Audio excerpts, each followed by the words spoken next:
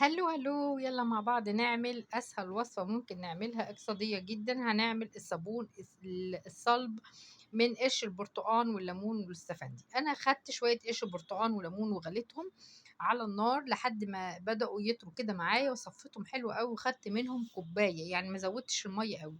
نزلت على الكوباية ديت بعد ما بردت، نزلت عليها بكوباية بوتاس قشور، يعني ربع كيلو الا شوية، الا 4 معالق كده او 3 معالق. يعني كوباية بوتاس قشور من المج اللي بتشربي بيه الشاي، المج الإزاز. بتجيبيه منين؟ بتجيبيه من عند أي حد بيبيع منظفات جملة. وبدأت أقلبه كده، وطبعا نفسي بعيد ولابسة كمامة أو بعد نفسي، وبمعلقة خشب وفي حاجة بلاستيك.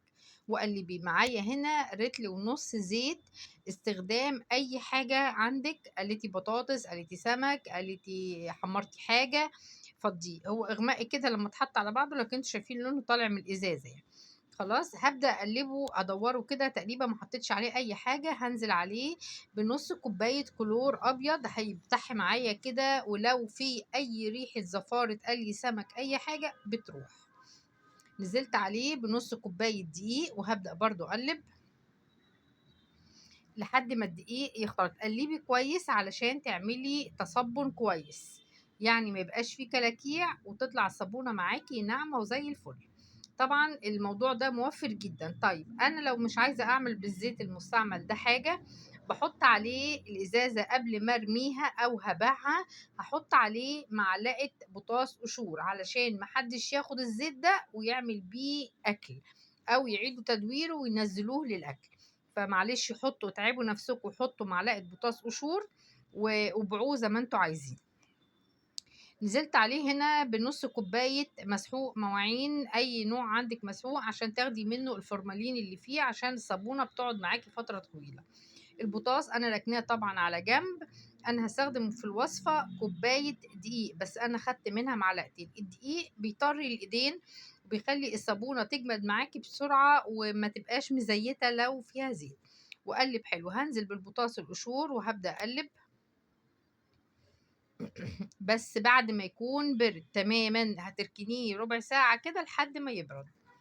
هبدأ أقلب. التقليب في المرحلة دي مهم جدا. أنا استخدمت حاجة بلاستيك، وقلبي بأي حاجة، لو بمعلقة حتى سلستين بتنضف، بمضرب بينضف، وما تخافيش الحاجة دي مجرد تغسليها بترجع تاني عادي يعني. البوتاص مش مضر، دي بتحطيه في الملابس. هنزل هنا، ده حاجة إضافية من عندي، كيس آه اسمه ايه ده؟ انا نسيت اسمه. داهي جل. ريحته حلوه قوي، وبيخلي الصابونه ريحتها حلوه ويعني كانه معطر. حطيته، ببدا اقلب. شايفين بدا يتقل معايا قوي ازاي؟ حطيت معلقتين الدقيق الباقيين من الكوبايه، وحطيت كمان معلقتين 3 بريل جاهز، البريل بتاع الشركات، علشان كمادة حافظة للصابون. أهم حاجة في المرحلة دي التقليب كويس جدا. التقليب الكتير ممكن بمضرب كهرباء، ممكن تضربيه في شرشق الخلاط، بيمنع تزايد الصابونة. أنا هنا حطيت البريل، وده المكون ده مهم جدا. كمان هحط معلقتين 3 خل. الحاجات دي بحطها في الآخر. الخل بينعم الإيدين، وكمان بيخلي المادة الكاوية تبقى هادية. نصيحة مني، محدش يستخدم الصابون ده قبل على الأقل شهر. يعني قبل ما يخلص عندك القديم بتعملي الجديد وتركنيه. ليه؟ لأن البوتاص المادة الفعالة اللي فيه تروح، لأن مهما كانت وقلنا التصبن كويس وحطينا، معلش البوتاص بيأثر على الإيد للمدى البعيد. يعني ممكن في الوقت الحالي ما تلاقيش حاجة، لكن بعد كام غسلة أو بعد شهر تلاقي إيدك حصل فيها حاجة. فاركنيه لمدة شهر، وكوني بتستخدمي القديم اللي عندك واعمليه. الموضوع موفر جدا لو هتعمليه حتى بصابون جديد. أنا حطيت كمان، عشان اتكلمت، معلقتين ملح ومعلقتين سكر. معلقتين ملح علشان ما ينشفش مني ويجمد قبل ما اصبه، والسكر بيعلي الرغوة وبينعم الايدين. يبقى انا حطيت معلقتين ملح، معلقتين خل، معلقتين سكر، كوباية بوتاص قشور، كيس باهي، نص كوباية مسحوق، أو كوباية ممكن، كوباية دقيق، رتل ونص زيت، وكوباية بوتاص قشور، وكوباية مية، مية برتقان أو السفندي أو مية عادية. صبيته هنا على كيس على صينيه وركنته 4 5 ساعات بقى بالمنظر اللي انتوا شايفينه ده. طبعا انت لو هتعمليه مشروع يبقى ساوي بالمسطره و... و... وظبطي مقاساتك عشان الصابونه كلها تطلع قد بعضها. لو هتبيعيه او هتبيعيه بالكيلو برضو حاولي ظبطيه. انا كده بعناية يعني قست طول بعرض.